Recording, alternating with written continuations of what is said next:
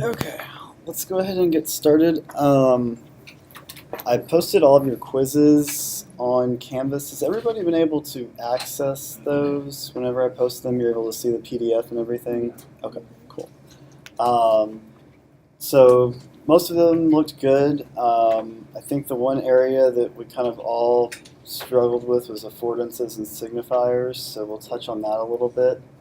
Um, Today, what I want to do, we'll finish up the lecture from last time, which we just had a couple of things left to touch on.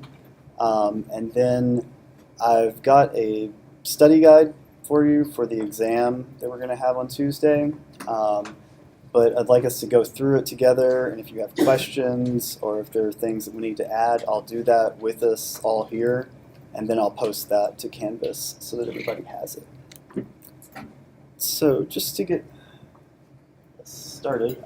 Last time we talked about interaction design, good and bad design, and we talked about how you can look at examples, kind of parse that out, either using intuition or using some of the principles that we've learned about human cognition and just design in general.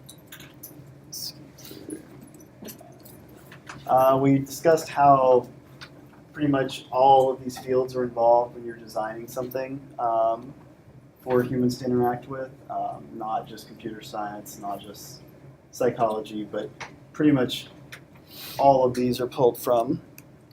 And then we talked about the concept of user experience being different from just usability. And so this is a big deal.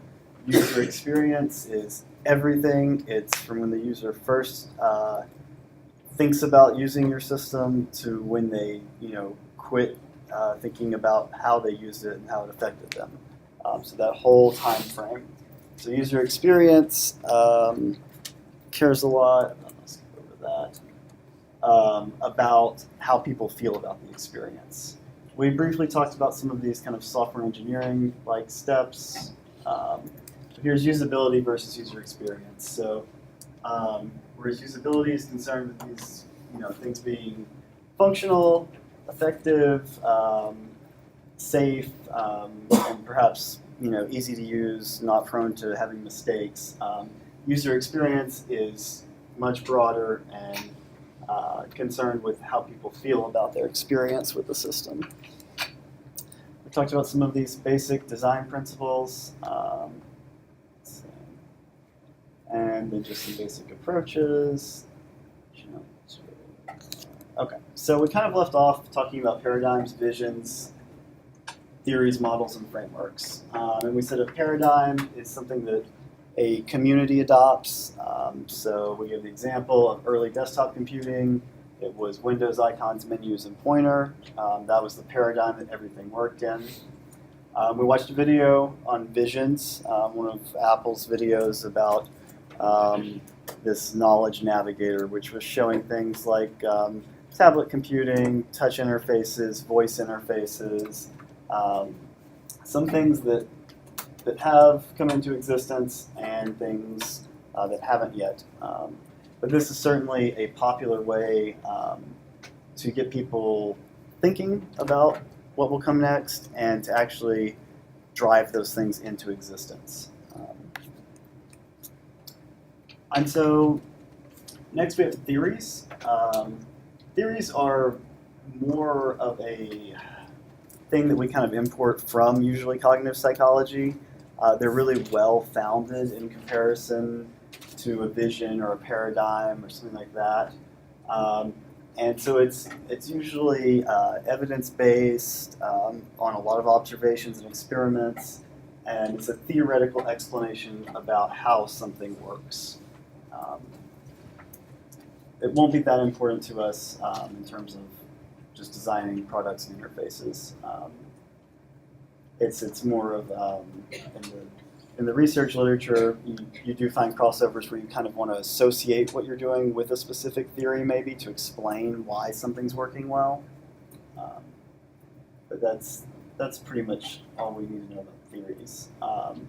A model is just a simplification of a process, and we talked about this when we talked about cognitive psychologists and what they do, and and kind of the fact that they just want to build models of the world and of the human and how a human functions. So an example of that, we had mentioned Don Norman's 7 stages of interaction. That's just a model, a conceptualization of how people are interacting with the system. It's somewhat arbitrary. You know, you could make it probably 6 stages or 9 stages if you really tried. But it's just a simplification of that process. And then finally, a framework. It's just a set of concepts that's usually relevant to a domain. And it's a way of thinking about things that's similar to a paradigm. But in this case, it's kind of like you could explain something using a framework very specifically. So Don Norman had the conceptual model, that's a framework. And that framework says that there's going to be a designer's model, whoever designed it, how they conceptualize it, a system image, that's how the thing actually works, and then a user's model, how they perceive it to work. And one last thing we want to think about when we're approaching a problem or we're designing a solution, and we talked about doing things like, you know, getting to know your user, getting to know the domain, trying to understand how they currently do things, how you can enhance things. We have what's kind of come into light, I guess, in the past 10 years is this dilemma of control. And it used to be that when we designed computer systems or products that people were going to interact with, the human was always the thing that was going to be in control. That's what we designed for. They were the one that would take the initiative, that would command the system to do something. But that's not so much the case anymore. So some examples you can think of. I think Apple recently on the Apple Watch introduced the fall detection feature. And so if you have that enabled, it's something so that if it's like an elderly person and they fall, it will automatically, you know, recognize that based on machine learning models and the IMU data that's in the watch. And it can, you know, call somebody for help, ask them if they're okay. But that's something that the user's not directly in control of at that point. So the watch is taking initiative on a certain event. Another example is kind of what's interesting. If you think about a GPS system or just, you know, like a navigation app that you're using in your car, and initially the control is on the human, right? You're telling it, I want to go to this place, and, you know, start routing, whatever. But as soon as that's over, now it's flipped completely. It's telling you to turn right or turn left, or that, you know, you're still on the fastest route and traffic is whatever.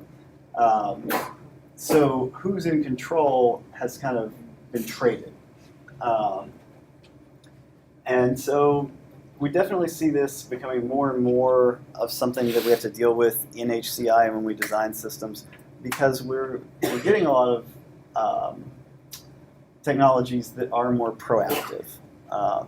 They're going to, on their own, interrupt someone. They're trying to be helpful or intervene in some circumstances. And there are a lot of trade-offs for this.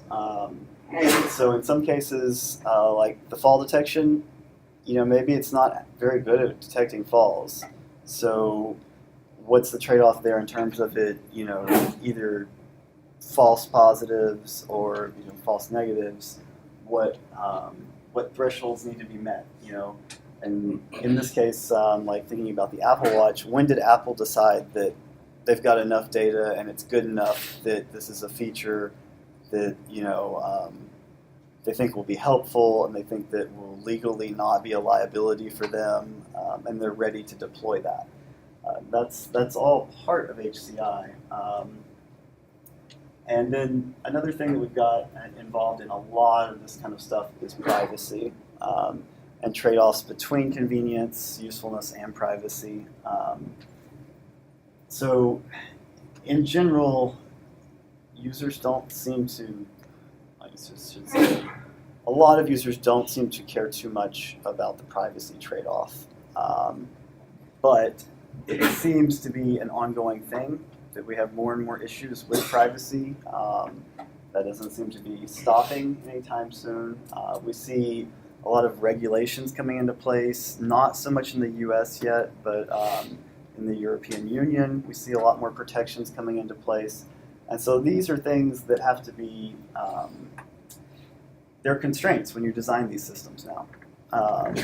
So, for example, I think Google's navigation app, just Google Maps, at least on iOS, and I don't know if this is the case on Android, within the past month or two is the first time they've shown speed limits on the navigation app. Because it's a liability issue for them. They need to be able to accurately source the speed limits of all of the roads you're on, or know that they don't know what the speed limit is and take that display away. So these kinds of things all affect design. And it's oftentimes that a user or a group of users will say, oh, I want it to do this, it would be so nice if it could do this, but there's some other constraint that's not allowing that. So for a long time, Netflix worked around a very old privacy law about video rentals and keeping those records private. And that law came from a time when people would physically go to a place and, rent a DVD or a VHS tape. And so Netflix had to prevent any kind of like social media sharing or any kind of, a lot of the things they could do based on your viewing history. And so a lot of features didn't make it into Netflix until there was some reform on those laws. So things like that are really important in today's HCI world. And that's just more and more because we're putting systems in more and more places that deal with these kinds of sensitive things. So let me go ahead and switch this back. That sums up everything that we want to include on the first exam. And let me...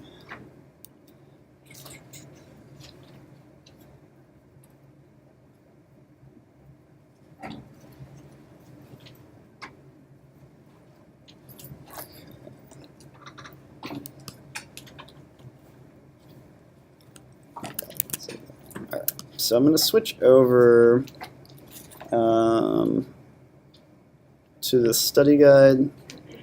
Let's see if I can zoom in a bit. How clear is that? That's somewhat readable. Okay. The resolution is just super horrible. But so I'm just going to go through this and kind of touch on things. If you have questions, jump in. So just to give you an idea, the exam will be a couple of multiple choice, maybe some matching on just terms, and then possibly like in the quiz where we did like what system 1, what system 2, that kind of thing. But then at least half of it will be more free response questions. And so I'll remind you of this when we take the exam, but for me it's really about what you understand about HCI and kind of what you can tell me about it. So if, for example, there's a question and it's not clear to you what the question means, or if you need to make an assumption, or maybe you don't remember specifically what the answer is, but you remember something related, I'm all for people writing out, just a little explanation, or this is confusing, or I'm assuming this. And a lot of you have done that on quizzes, and so that's really helpful because I'm not here to try to trick you up or anything. And sometimes, I write questions that are unclear, and I'm more than willing to kind of give you the benefit of the doubt on a lot of this stuff. Especially if you can make a good argument and explain kind of what you're thinking about. So it will be a lot of free response, and you'll have some chances to draw some things, some basic stuff. And I don't want you to be too worried about it. You should look over this. You should be familiar with these concepts. But I think we've spent enough time on these that you'll all do pretty well. You've all done pretty well on quizzes, and it won't be that different from that. So the first thing we talked about in this class, it's just, yes? So I will post this on Canvas as soon as we're done. Just want to make sure we don't need to make any changes. So the first kind of thing we did was just to define HCI. And what's important to remember about HCI is just that it's this interdisciplinary field, and it's concerned with how people understand machines and how they interact with machines. And so the main thing to remember is that it's not just computer science, it's not just psychology, it's this kind of sweeping thing. So in terms of the history of HCI, I've broken this down into these time periods. You don't need to know these dates. Don't remember these dates. And I'm going to put a note in here.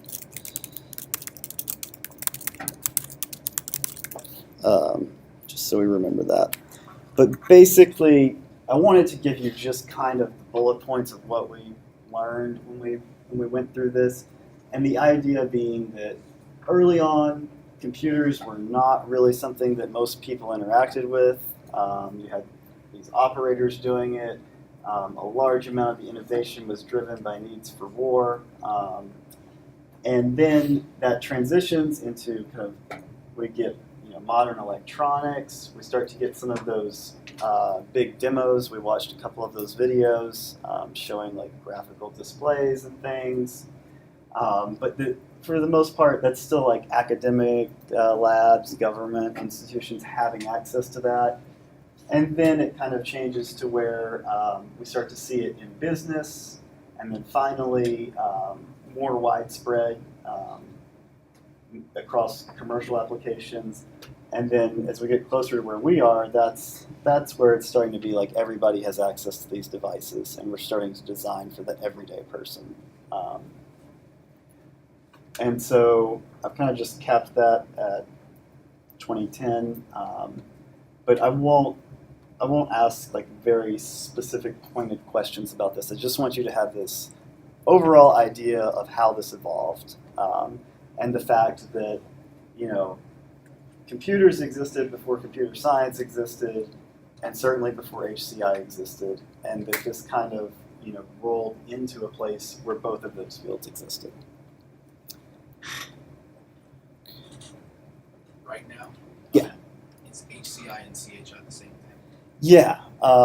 So yeah, to clarify on that, HCI is typically what the field is called as a field of study, human-computer interaction. The special interest group, the ACM special interest group, has always called itself CHI, C-H-I, computer-human interaction. There's no difference really. And so typically when people say CHI, they're referring to the ACM conference that happens every year with hundreds of papers and videos and demonstrations and stuff. And then HCI is just the field itself. But not really sure why it ended up that way. That's just what happened. Do you think at some point the definitions will kind of diverge as robots become kind of like how they interact with us and then how we interact with them? Yeah. So we certainly saw like people doing HCI research. At one point, they weren't interested in, well, early on they weren't interested in how like users felt and stuff and understanding domains and things. They were more interested about, input times and not making mistakes and stuff. Then that kind of, fizzled away, and CHI as a community is very inclusive. So like in the past 5 years, there's a ton of robots going on at that conference. And so when you think about things like a robot, it's tough to draw a distinction at times between what's a human-computer interaction and what's a human-robot interaction or something like that. So I don't know. I kind of think it'll stay this way. I think you'll see more specialized subfields develop, and there certainly are conferences that are specific to things. So like we do have like a human robot interaction conference that is, just that. And there are conferences like, wearable computing. It's just about things that people wear. But they're all definitely share a HCI overlap. And they would, in terms of Chi, they'd all be welcome at that venue right now. So. Okay. So then we kind of moved into looking at humans, and specifically sensation, perception, and cognition. And so I kind of wanted to give us a little bit of clarity on this, because I did notice there's still some confusion on things like working memory, long-term memory, attention, and how that all plays together. And you're not alone in that, because some of the best researchers in the field are still, change their definition of this as time goes on. But in general, we think about sensation is, a sensor that you have, something like your eye or your ears, detecting an input event, a stimulus, and then transmitting that for further processing. So sensation stops after that signal's been transmitted. Perception is where we pick up after that, taking those signals and converting them, transforming them into higher level representations. So maybe that's, taking the light that you see and saying, well, that's like, a book or a square or something like that, or an edge even. What we need to remember is that we have this overarching cognition going on, and that perception is part of cognition. They're kind of this two-way thing that's intertwined, because we talked about perception being biased or influenced by past experiences or expectations, and that's something that can come more from what we would consider this cognition process. So cognition is considered to be about more acquiring, storing, and applying knowledge or information. And cognition contains any process involved in doing that. So the perceptual processes are part of cognition. Any questions about that? So specifically for HCI, what tends to be really important in terms of perception for us is visual perception. That's a large part of what we deal with. And so what we want to remember is that visual perception begins with our eyes and then continues through levels of processing. So for HCI, we want to think about a couple of things that are important. The first one is color vision. So at a physiological level, human eye has 3 color receptors called cones, red, green, and blue light. But about 9% of humans have an impairment that doesn't allow them to see all of those colors. And 8% of those are male. So that's going to be important. I can guarantee there will be something on the exam about color vision. Related to that, peripheral vision. So we're really good at distinguishing details and color when it's right in the center of our field of view. The rest of that is not great at those details, but it's good at detecting motion.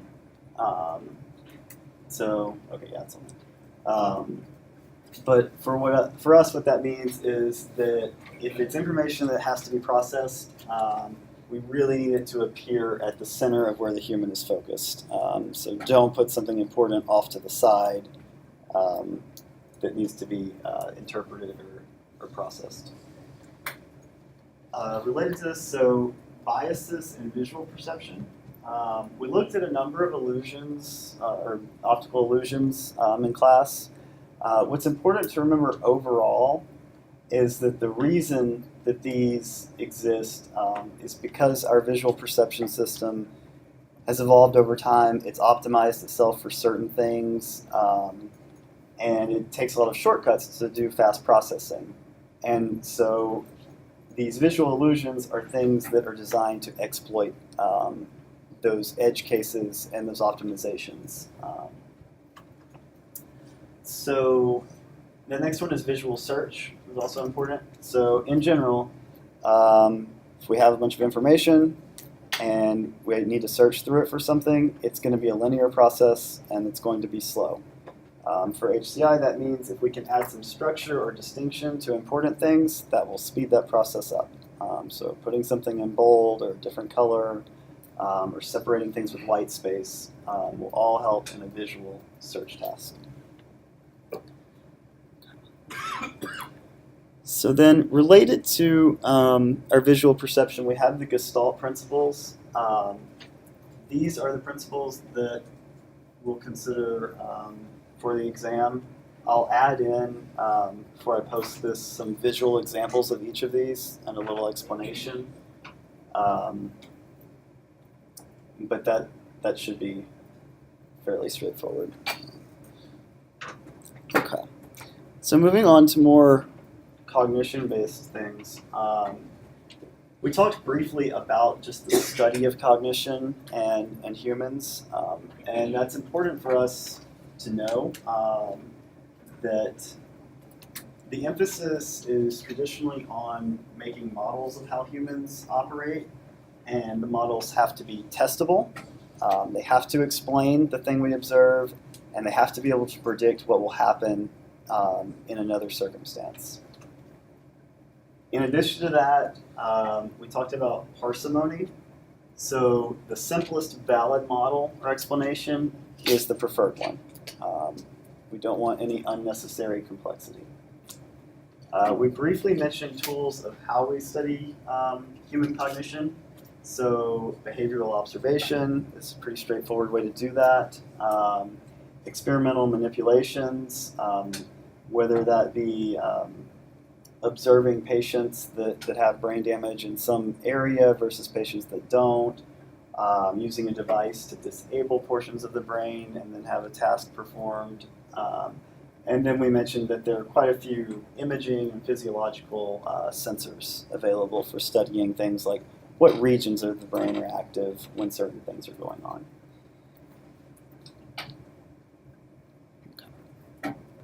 And we moved on to talking about memory. So we're going to break it into two categories of memory for humans, working memory and long-term memory. And so I think what's important for us to remember about working memory is that it's more than just a place to store things. Although it's called working memory involves a lot of processes on the things that are being stored there.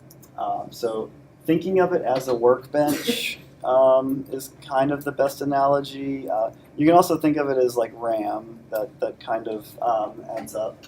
But the idea is that it's the space that has processes and information that's for immediate or near-term use. So if you don't actively work to keep something in the short or in working memory, it will leave. Long-term memory, on the other hand, is where we keep all of the procedural, semantic, and autobiographical or episodic knowledge. So just things that we experience, things we know how to do, things that we have learned through reinforcement. All of this is stored in long-term memory. As far as we know, it's stored there forever. It has an unlimited capacity. So we do believe that it can be hard to access it at times. And certainly when cognitive decline sets in, that's what we see, more of an access problem than the memory not being there or being eliminated. And also important to remember that when we recall an experience or something, typically that will lead to a small alteration of the memory when we store it back into long-term memory. So somewhat related to memory, specifically to working memory, is the idea of attention. Attention, for the most part, can be thought of as taking place with all of these working memory processes. So attention is something that's driven both bottom up and top down, we would say. So a bottom up example is like if there's an unexpected loud noise, I'm going to turn and look at it.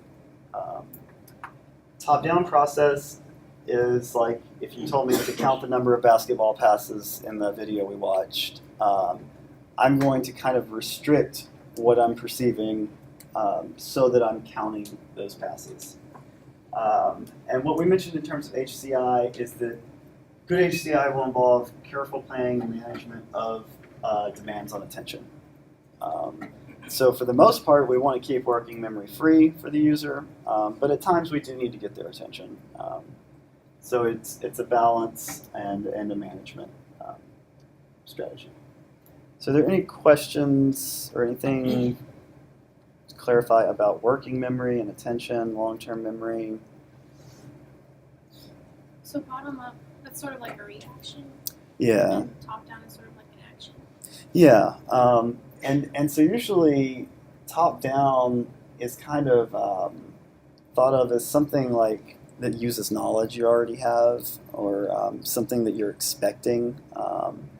And it kind of, I guess, primes the different things that you will pull from when you see something too. That's a top down kind of thought. But yeah, that's a good way to think about it.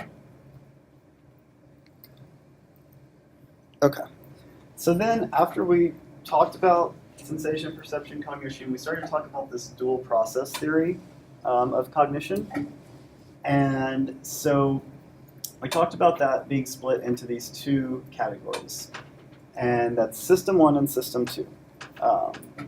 And so System 1 is described as being this fast, automatic, unconscious processing system. And the way it's thought to work is mainly based on heuristics, things that we've learned from our experiences and that we apply really quickly. And so usually a heuristic is very specific to a domain. It's not something that can be applied to just a general problem that you get. So some examples, riding a bike, driving a car, just kind of recognizing objects, navigating, solving like a simple math problem like 2 plus 2 is pretty automatic for us. But these are all things where we've kind of developed procedures for them, scripts for them, and it just automatically happens without thinking. On the other hand, System 2 is described as this slow, deliberative process, and so it's more for applied problem solving. You may, if you encounter some novel problem, you need to apply what you know to it. That's where System 2 would come into play. So examples like if you're going to, I don't know, like to, buy a new laptop or something, and you're going to compare a couple of them. That's going to be a System 2 process. It's deliberative. You have to think about it. You have to compare things. In a similar way, driving a car in general, just an uneventful drive, we'll say, is a System 1, just automatic. You can do it and not even really remember it sometimes.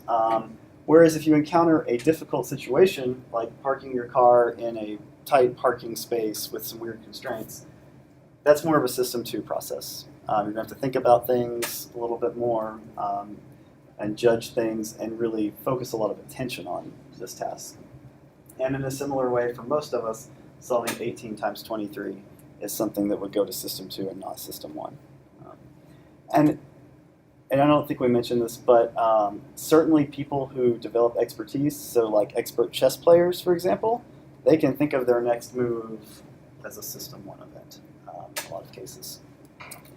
So, but what's really useful and goes hand in hand with System 1 and System 2 is that we know humans have a lot of cognitive biases. And the theory is that these biases are a result of the fast processing of System 1. So, the cognitive system is trying to help you out. It's trying to get things done quickly, and in a lot of cases, that will lead to irrational beliefs or irrational choices. So there are many biases and heuristics that we could talk about. These are the only 4 that I'll expect you to know for the exam, really. So just briefly, the belief bias is basically when we judge options, instead of looking at each option for its merit and its logical outcome and how it would rationally end up, we oftentimes are drawn to the option that conforms to beliefs that we hold. And that's pretty obvious in a lot of things that we do. Another one, the availability heuristic. So basically, we kind of take our own experiences to judge the probability that something will happen, regardless of what the actual probability of that is in the world. Representativeness heuristic. In this case, we will assume that even a small sample of something would translate to a larger group as long as the sample is similar to the group. And so that's definitely not always the case. And then the framing effect. This is one where you can present the same choices to someone, and you can valence them either positive or negative, and we will be more likely to choose a positive option, something that we perceive as positive, even if the net result is the same. Questions about System 1, System 2? So, moving on from cognition. We started to talk about fundamental design principles. So this will be a big one. This will be on there. So really, we need to get this one right. And affordance. So we have affordance and signifiers. So an affordance is something that when you look at an object or a system or whatever, just from looking at it, you can say, I think it does this or it does that. A classic example is that a chair, affords sitting. We look at a chair and we can imagine sitting in it. There's nothing on it that says sit here. There's no diagram of a person sitting in it. So affordances are oftentimes based just on our understanding of physics and the physical world that we live in. You could also argue, for a chair or something, we've watched people sit in chairs probably quite often, and so that could be socially transmitted as well. But what we need to remember about an affordance is it's something that is just kind of this innate quality about the object or system. A signifier, on the other hand, is an indicator or a label or some kind of signal that communicates what should be done or where it should be done. So a signifier can point out something that is non-obvious, is basically how we want to remember that. And so a good example of that is just doors that say push and pull when they have an ambiguous interface on them. So the signifier is a clarifier. It's something that's not just part of the system or object on its own. It's something that's added specifically with that in mind. Questions about affordances or signifiers? Is it wrong to think of that as a as a what-how relationship? I wouldn't say it's wrong. I think you could argue for it, for that being the distinction. I think you could probably find examples where it's not so much.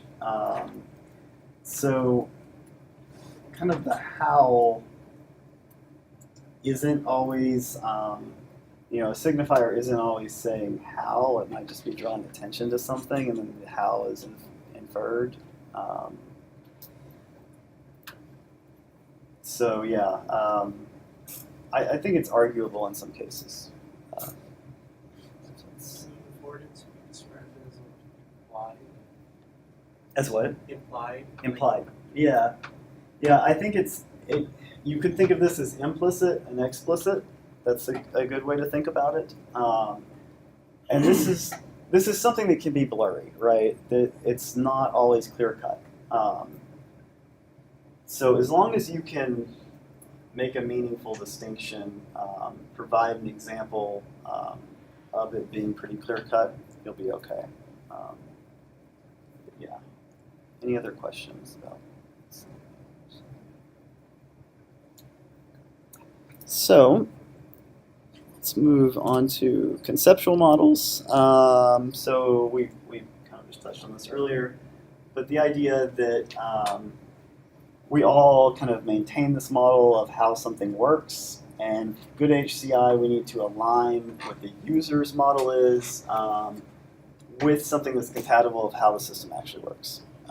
Doesn't have to be exact, but things are always better if the user has a good model of how things are working with the system. We talked about constraints, 4 types of constraints on design. So physical constraints, just things that physically prevent something from happening or encourage something to happen. Related to that are logical constraints, the things that present obvious evidence that you've made a mistake. This is like having the parts left over afterwards, or that you should go down a certain path. Kind of more abstract are semantic and cultural constraints. So semantic constraints are using meaning to convey a constraint, and then cultural using something that has cultural meaning to constrain something as well. So for errors, we want to distinguish between slips and mistakes. And so also want to remember this gulf of execution and evaluation that we have. And so the idea being that mistakes happen when we're planning goals,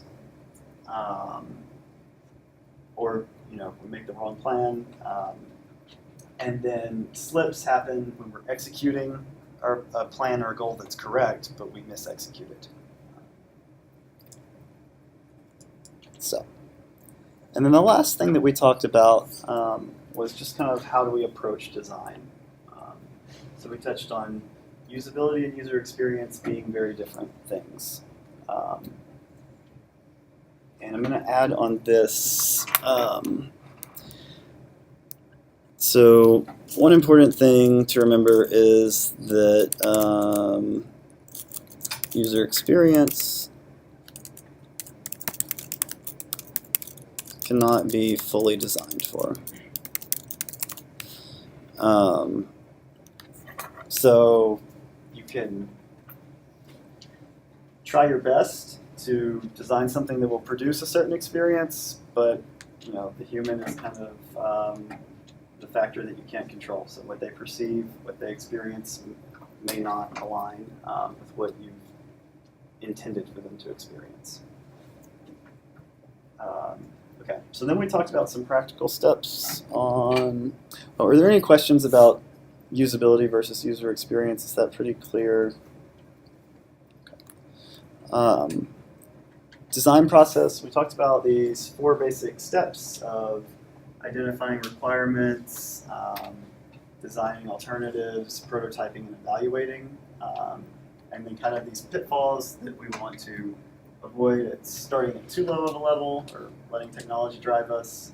We always want to write down our assumptions, and then we want to sketch a lot of things.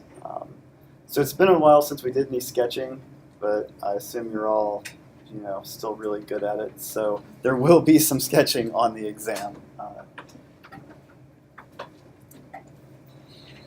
Talking about user interactions. So when we think about designing a system, we can think about these 4 areas that might occur while a user's interacting with the system. So we talked about instructing, where you're just telling a system to do something. Save the file, print the file, delete the file. Conversing, which is like a two-way dialogue with the system, so are engaged with it. And we talked about that being like a chatbot or a game where you're playing against an AI or collaborating with an AI. So those are conversive interactions. We talked about manipulating being another type of interaction, so where you're moving things around, manipulating things in the system or in the interface. And then this fourth category of exploring, and that's just moving through a virtual space. Questions about that? Okay. And then finally, we have some basic design principles. So these are all important to remember.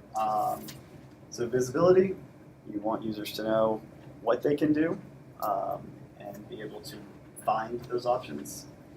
Feedback, any action a user takes should have an effect on the world.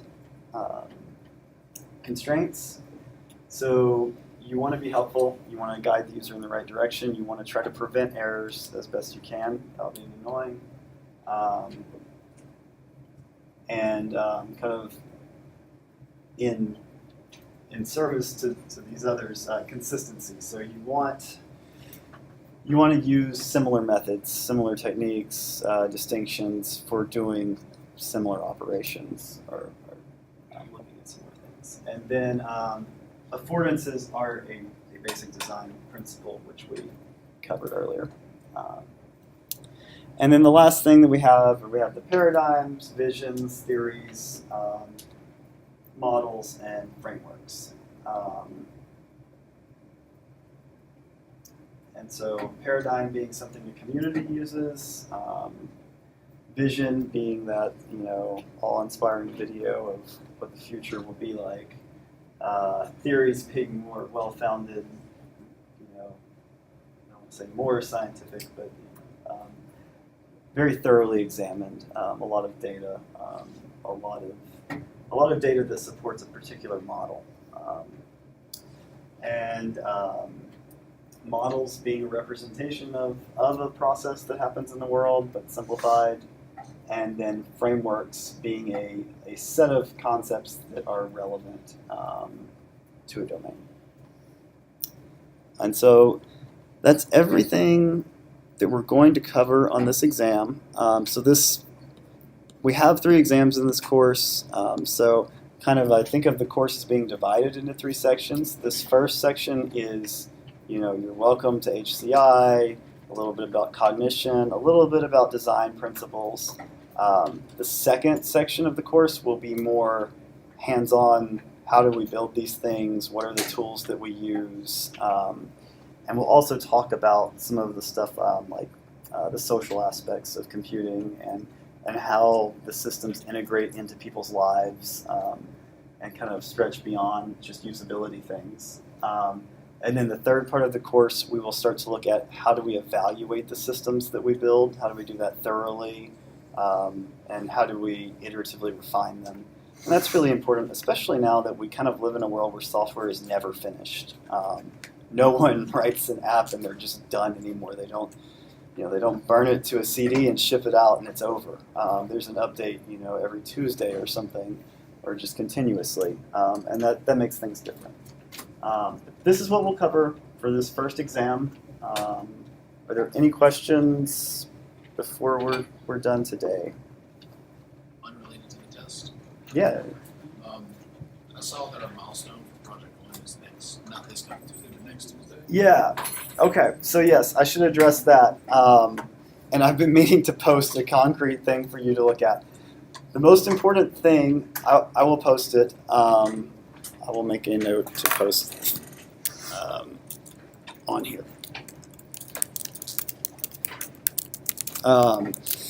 So the most important thing is that each of you will need to do 10 sketches of user interfaces related to your project. And then as a group, you will do a presentation, a short presentation, just highlighting a few of those.